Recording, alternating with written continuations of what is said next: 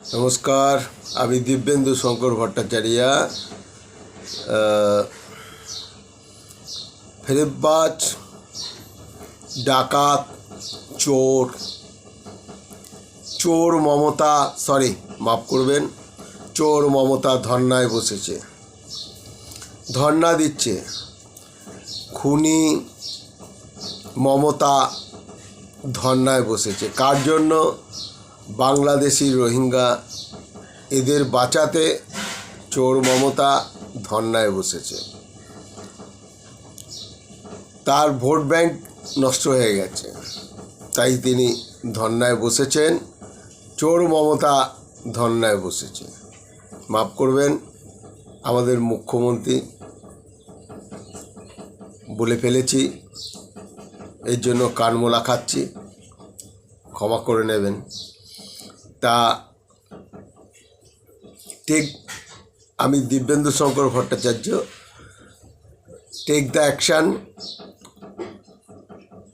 রুদ্র। রাজভবনে আমি গিয়েছিলাম। আজকে আমি টেক দ্য অ্যাকশান কেন বলি, রাজভবনে আমি দুটো ইলেকশনের পরেই রাজভবনে গিয়েছিলাম কমপ্লেন জানাতে। আমার বউকে মেরে গেছে, মেয়েদের রেপ করে ছেড়ে দেবে, বউ মেয়েদের রেপ করে ছেড়ে দেবে। তা এইসব অরাজকতা আমার বাড়িতে চালিয়েছে।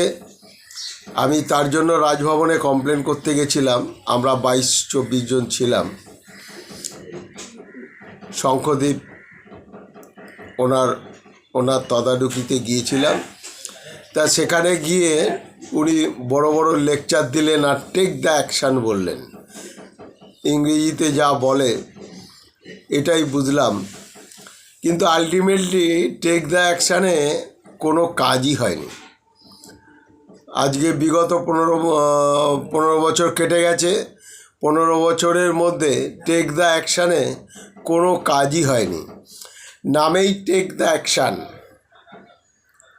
কিন্তু যারা ফেরেববাজ তারা সব একই জায়গায় আছে, একই কাজ করে চলেছে। চোর, জালিয়াতি আর রোহিঙ্গাদের নিয়ে মানুষকে ভয় ভীতি দেখানো, মানুষের উপরে টর্চার করা, প্রতি মুহূর্তে মানুষকে যাতে রাস্তায় বেরোতে না পারে ওদের মতন করে ওরা সাজিয়ে নিয়ে ওরা আজ পর্যন্ত জিতে আসছে। তা আশা রাখবো আমার ভারতবাসীর বুকে, ভারতকে যদি বাঁচাতে হয়, যদি দেশকে বাঁচাতে হয়, যদি দেশকে ভালোবাসেন আপনারা, আশা করি এই 26-এর ইলেকশনে আপনারা বিজেপিকে ভোট দিয়ে, বিজেপিকে জিতিয়ে এই সন্ত্রাসবাদীদের বিরুদ্ধে আপনারা রুখে দাঁড়াবেন। জানি না বাংলার মেরুদণ্ডটা নষ্ট হয়ে গেছে কিনা। একদিন ছিল সিপিএম আমলে, আমরা দেখেছি বাঙালির মেরুদণ্ড কিভাবে তারা লড়াই করেছে।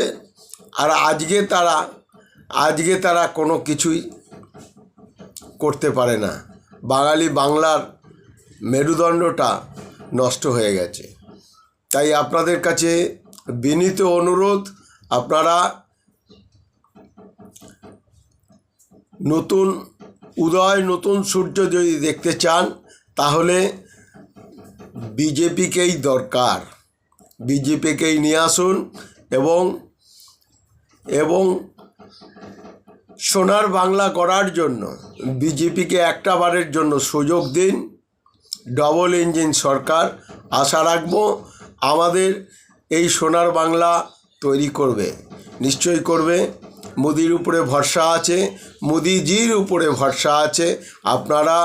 আপনাদের কাছে অনুরোধ করব, আপনারা